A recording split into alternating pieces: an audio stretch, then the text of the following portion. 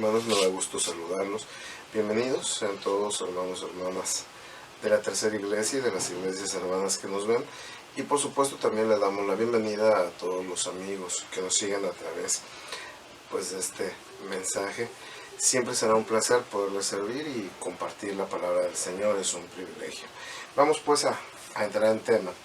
Hoy vamos a tratar un pasaje de la Escritura basado en una pregunta que seguramente te has hecho. Lo hemos titulado Entender los tiempos.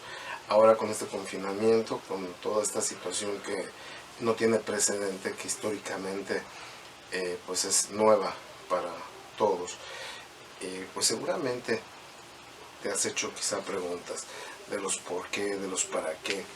Y bueno, qué importante es que podamos entender lo que está ocurriendo, pero no a través de la mirada del mundo. Desafortunadamente, en situaciones como esta, pues hay una serie de mensajes que están invadiendo la red, que se van hacia el lado fatalista, que se van hacia el lado amarillista, donde pues hacen que todo el mundo se preocupe, que todo el mundo se estrese. Entonces, hoy queremos ver qué es entender los tiempos, pero a través de la palabra de Dios. Así que te vamos a invitar a que abras tu Biblia y a que nos sigas. El primer versículo que vamos a ver está en el primer libro de las Crónicas, capítulo 12, versículo 32, y dice: de los hijos de Isaacar, 200 principales, entendidos en los tiempos, y que sabían lo que Israel debía hacer, cuyo dicho seguían todos sus hermanos. Como te puedes dar cuenta, desde el principio de los tiempos, el Señor siempre ha estado ocupado en hacernos notar esta necesidad de entender el momento que estamos viviendo, que lo podamos descifrar, que podamos dimensionarlo exactamente como es, que no nos vayamos a un péndulo, digámoslo, positivo espiritual, donde sabemos que el Señor nos protege y que por eso pues nos vamos a ir a meter a una sala donde estén enfermos de COVID, ¿verdad? Y tampoco te vayas al otro extremo, donde llegue a tal grado el estrés y la presión que nos encerremos a piedra y lodo y no queramos ni que el aire nos dé. Entonces, desde que se estaba formando el ejército del rey David, que es el contexto de este versículo, ya habían ciertas características especiales para la gente que iba a formar parte del ejército. Quiero decirte que como en aquel tiempo, hoy en día sigue el Señor Jesucristo formando su ejército, su cuerpo, y llamando a los que hemos de pertenecer a Él. Entonces aquí hay unas características especiales. Es un pasaje pues que podemos exprimirlo mucho, podemos hablar mucho, pero nos vamos a enfocar únicamente en la parte que dice entendidos en los tiempos y que sabían lo que Israel debía hacer. Alguien que entiende el momento que está viviendo puede perfectamente saber qué es lo que va a hacer. En este caso se refería a lo que el pueblo habría de hacer. En el caso de hoy es a lo que nosotros como pueblo de Dios estamos llamados a hacer. ¿Cómo nos vamos a comportar ahora? ¿Qué tenemos que mostrarle al mundo? Acuérdense que por algo somos la sal y la luz de este mundo. Vamos a invitarlos a que vayan acompañándonos con su Biblia y que busquen ahora Mateo 24. Dice la palabra: y estando él sentado en el monte de los olivos, se refiere al Señor Jesucristo, los discípulos se le acercaron aparte diciendo: dinos cuándo serán estas cosas y qué señal habrá de tu venida y del fin del siglo. Respondiendo Jesús les dijo: mirad que nadie os engañe, porque vendrán muchos en mi nombre diciendo: yo soy el Cristo, y a muchos engañarán. Y oiréis guerras y rumores de guerras. Mirad que no os turbéis, porque es necesario que todo esto acontezca, pero aún no es el fin. Dice este pasaje: porque se levantará nación contra nación y reino contra reino, y habrá pestes y hambres y terremotos en diferentes lugares. Y todo esto será principio de dolores. entonces os entregarán a tribulación y os matarán, y seréis aborrecidos de todas las gentes por causa de mi nombre. Muchos tropezarán entonces y se entregarán unos a otros, y unos a otros se aborrecerán. Dice, muchos falsos profetas se levantarán y engañarán a muchos, y por haberse multiplicado la maldad, el amor de muchos se enfriará. Si en este confinamiento, en esta situación que estamos viviendo, has perdido de repente la moral, ha venido el desánimo, nos predicaba nuestro pastor el domingo que esto es una de las armas favoritas de Satanás, el pesimismo, el desánimo, para que nos alejemos del Señor.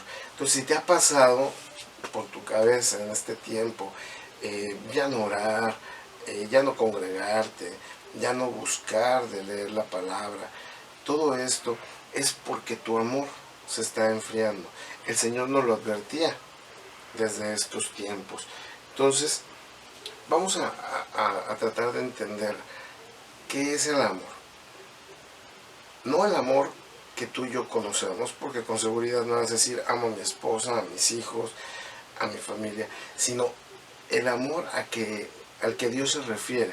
Ese amor del que nos habla en 1 Corintios capítulo 13, que dedica todo el capítulo al amor de Dios, con la dimensión de Dios, con el concepto de Dios.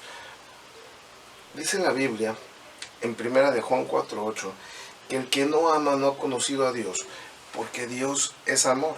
Dios es el amor mismo. Entonces, si se está enfriando el amor en ti, o en muchos se está enfriando el amor, ¿qué es lo que se está enfriando? La relación con Dios. Te estás alejando de Dios. Por eso es que ya no es tu misma necesidad de búsqueda del Señor, de estar en comunión con Él. Entonces, ese amor que se enfriará es alejarnos de Dios. Ahora, si te pregunto, ¿amas al Señor? Seguramente contestarás que sí, como lo haría yo y lo haría cualquier creyente. Pero vamos a ver qué dice la Biblia, que es amar a Dios. Dice Mateo 22:37, Jesús le dijo, amarás al Señor tu Dios con todo tu corazón, con toda tu alma y con toda tu mente. Es decir, vas a amar al Señor con todo lo que eres. Aquí habría que confrontarnos con la palabra y ver si realmente amamos a Dios con todo lo que somos, ¿no? Y ojo, dice con toda tu mente. Es decir, que esas personas que aún todavía a 2000 años de evangelio piensan que quienes seguimos al Señor, quienes leemos la Biblia, nos volvemos tontos o locos, pues no tienen idea de lo que están diciendo. Era una costumbre, ¿verdad? El correr este rumor que es totalmente falso. Por el contrario, el Señor quiere que lo amemos de todo corazón, con todo el espíritu, con todo lo que tenemos, incluyendo con nuestra inteligencia. Es decir, que no lo hagamos nada más a ciegas, sino convencidos perfectamente de lo que estamos haciendo. Ahora, dice también la palabra del Señor en Salmos 97:10, los que amáis a Jehová, aborreced el mal. Él guarda las almas de sus santos, de mano de los impíos los librará. ¿Qué quiere decir esto? Que tú y yo, si realmente amamos al Señor, tenemos que odiar lo malo. ¿Cuántas veces en nuestra vida, en cosas cotidianas, sobre todo cuando estamos hablando del mundo y de las tendencias que hay en este tiempo, de repente consentimos lo malo, de repente apapachamos lo malo, pero como hijos verdaderos de Dios tendríamos que aborrecer el pecado, no hacia el pecador. Recuerda que Dios aborrece el pecado, pero ama al pecador, asimismo nosotros, pero sí debemos de ser radicales. Hoy de repente te dicen que si no compartes ciertas ideas, que eres retrógrada, que eres primitivo, que vaya, no estás al nivel que requiere este siglo actual. Sin embargo, para seguir a Dios hay que ser radicales, y hay conceptos muy claros que el Señor maneja. Es, por ponerte un ejemplo, o eres salvo o estás condenado. No hay soy medio salvo, soy medio condenado. Con el Señor las cosas son así. Entonces tenemos que ser radicales en nuestro carácter bíblico, en nuestra vida como cristianos. Dice también la palabra del Señor en este mismo tenor, para que entendamos el amor hacia Dios. Y dice la palabra en Juan 14:15, si me amáis, guardad mis mandamientos. Aquí guardad no se refiere a esconder, a ponerlo en un lugar donde nadie lo toque. Aquí guardad significa obedecer. Entonces, amo a Dios, lo obedezco. Amas a Dios, lo obedeces. Guardamos todos sus principios, todos sus mandamientos, y procuramos en cada momento de nuestra vida llevarlos para que podamos mostrar ese rostro de Cristo en cada minuto de nuestra vida cotidiana. Entonces, esto es amar al Señor. Ahora, ¿cómo puedo comenzar a amar a Dios? ¿Por dónde? ¿Cómo le hago para que no se enfríe este amor? Dice la palabra Romanos 12, versículo 2, no os conforméis a este siglo, sino transformaos por medio de la renovación de vuestro entendimiento, para que comprobéis cuál sea la buena voluntad de Dios, agradable y perfecta. ¿Dónde comienza todo? En nuestra forma de pensar. No nos demos por satisfechos con lo que dice el mundo hoy en día y nos quedemos ahí, sino dice que transformemos nuestra manera de pensar. Ahora, ¿cómo hacemos esto? Bueno, primeramente, evitando que las ideas de Satanás se apoderen de nosotros. Hay quien dice, y inclusive quien llega hasta a orar para que no tenga malos pensamientos, pero en realidad eso es imposible. Decía Martín Lutero, el reformador, no podemos evitar, ¿verdad?, que los pájaros revoloteen en nuestras cabezas.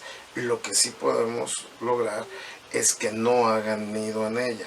Es decir, no podemos evitar que las malas ideas lleguen a nuestra cabeza, pero lo que sí podemos hacer es que no se incrusten en nuestra mente y después la bajemos a nuestro corazón, la hagamos sentimiento y al final la pongamos por obra, que obviamente pues no son obras de Dios, sino son obras de la carne y que nos llevarían a mal. Entonces, todo comienza en la mente. Recuerden que el mismo Señor Jesucristo fue tentado a través de la mente.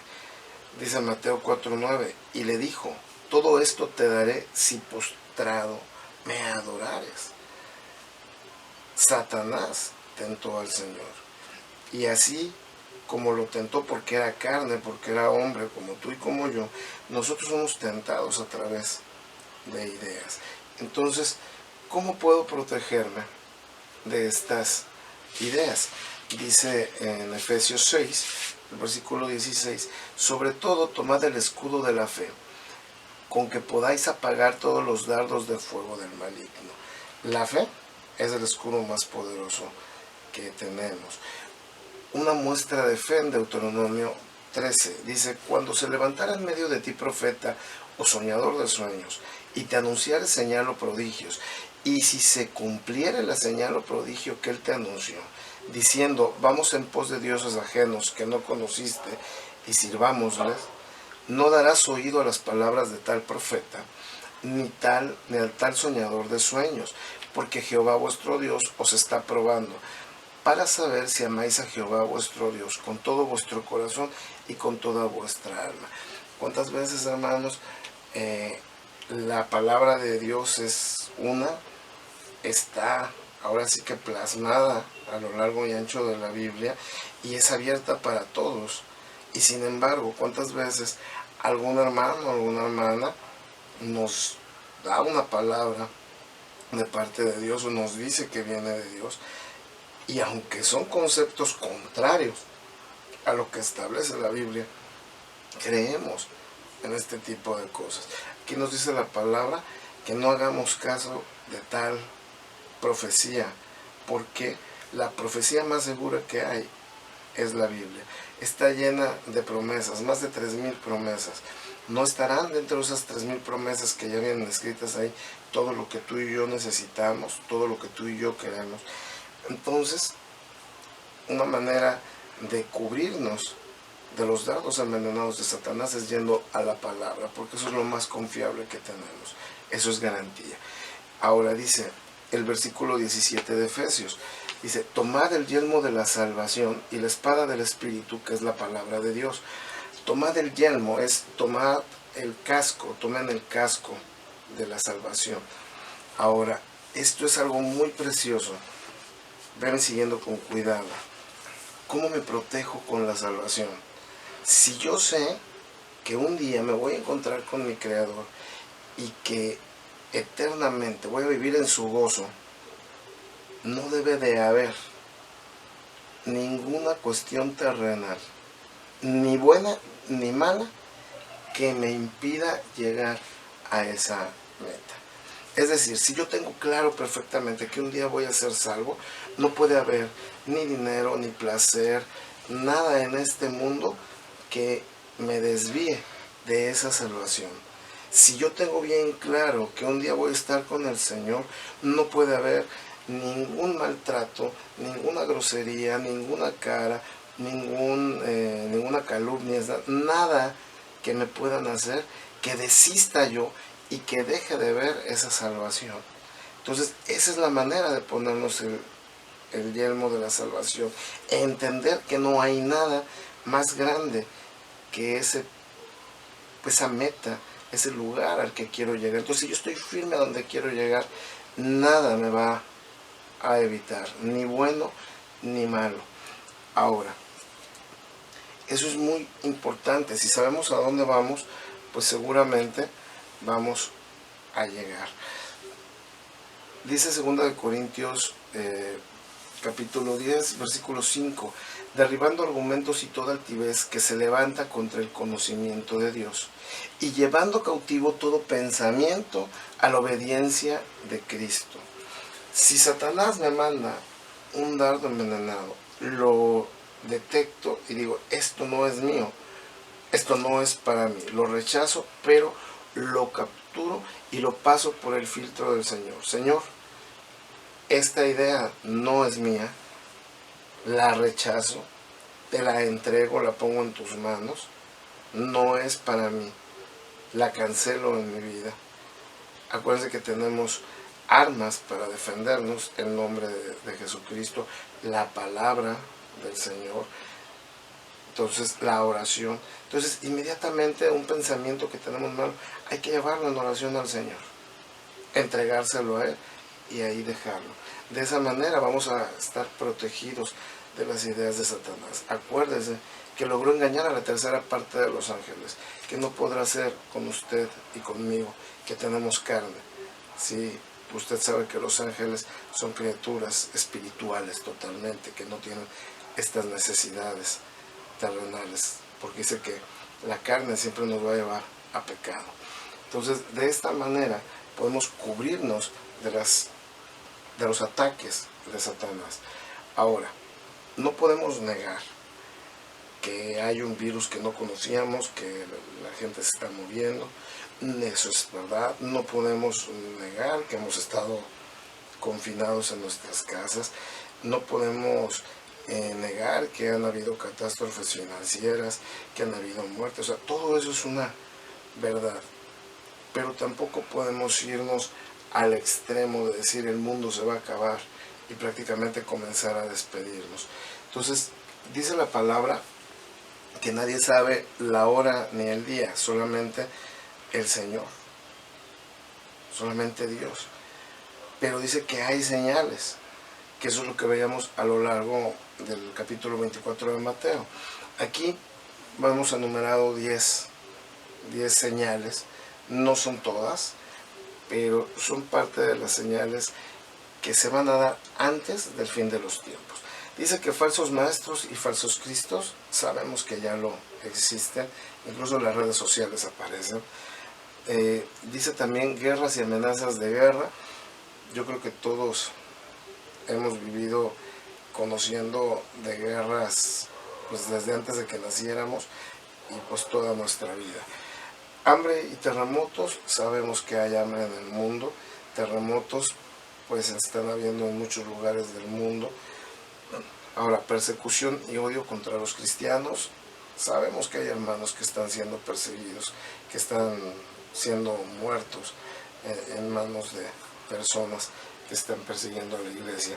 Muchos abandonarán la fe, la apostasía. Vemos como personas que servían al Señor hoy no quieren saber de Él, ¿verdad? Y andan pues en otras cosas, ¿no? Pero también dice la Biblia que quien rechaza la palabra de Dios va a terminar creyendo en fábulas, o sea, en cuentos. Traición y odio, pues vemos que por todos lados hay. Falsos profetas que engañarán a muchos, también vemos que en todos los lugares se están levantando, en todos los países, personas que dicen tener la verdad. Gran maldad, desgraciadamente, a donde miremos, vemos cosas malas. Poco amor, de eso estamos hablando. Y dice que expansión del Evangelio por todo el mundo. Esto es muy importante. No va a acabar el mundo, sino primero llega el Evangelio a todas partes. Si tú, hermano, como iglesia de repente te preocupas de que el mundo se va a acabar, creo que deberíamos estar más ocupados en que el Evangelio llegue hasta el último rincón de la tierra y se le predique a toda criatura, porque entonces esta sí sería ya una de las señales definitivas del fin del mundo. Ya podríamos estar pensando en que el tiempo se acerca. Ahora, retomando Mateo 24, dice, mas el que persevera hasta el fin, este será salvo. Y será predicado este evangelio del reino en todo el mundo para testimonio a todas las naciones, entonces vendrá el fin. Dice, se levantarán falsos cristos, en Mateo 24, 24, y falsos profetas y harán grandes señales y prodigios, de tal manera que engañarán, si fuere posible, aún a los elegidos. Las plagas no son para el pueblo, hermano. Si tú y yo somos de los elegidos del Señor, no podemos ser engañados. La Biblia lo dice claramente. Si fuere posible. Te doy otro ejemplo, Juan 10. Pero vosotros no creéis, porque no sois de mis ovejas, como os he dicho. Mis ovejas oyen mi voz, y yo las conozco, y me siguen. Y yo les doy vida eterna, y no perecerán jamás, ni nadie las arrebatará de mi mano. ¿Has escuchado alguna vez a algún hermano orando, pidiéndole al Señor, no permitas que me arrebaten de tu mano? No permitas que sea engañado. Hermano, si tú y yo somos fieles al Señor, Él es mucho más fiel a nosotros. Él nos amó primero. Entonces, no es posible que seas engañado, no es posible que seas arrebatado. Ahora, si tu amor está frío y tu miedo es por eso, espero que esta palabra sea de bendición a tu vida. Espero que con esta palabra no permitas tú que puedas ser engañado por el enemigo. Dice la palabra, cuando veíamos al principio Mateo, dice, no permitan que nadie los engañe. Dice en otra parte de la misma escritura, en otro versículo adelante, que no se perturben, o sea, no caigas en pánico. El pánico es para el mundo, porque ellos ignoran la escritura. Por último, quiero decirte que siendo la iglesia de Jesucristo y siguiendo su palabra, como dice, no os conforméis a la mentalidad de este siglo. No nos quedemos con esta situación que está pasando. Seguramente el 2020 va a ser recordado por el mundo como el año del COVID, el año de la pandemia. Pero nosotros como iglesia de Jesucristo no podemos quedarnos ahí, no debemos quedarnos en ese lugar. ¿Por qué no mejor este 2020 nosotros como iglesia lo proclamamos como el año de la familia, como la oportunidad grande que hubo para que las familias estrecharan sus lazos? ¿Cuántos casos tenemos de familias que no vivían, nada más copulaban en un lugar, nada más estaban pues conviviendo, pero en realidad no se veía, no se trataba. Y ahora esto que parece para maldición o que parece para mal, nos da la gran oportunidad de volvernos a reencontrar, de volvernos a conocer, de estrechar estos lazos. Acuérdate que la institución creada por Dios es el matrimonio, la familia. Es una de las instituciones a la que Satanás más ha atacado. Entonces, declaremos este año como el año de la familia, estrechemos estos lazos familiares. Y si tenemos familias fuertes, por supuesto que vamos a tener una iglesia también grande y poderosa. Que esta palabra sea de bendición, hermanos, el deseo de mi corazón, el deseo de toda la tercera iglesia. Dios bendiga tu vida.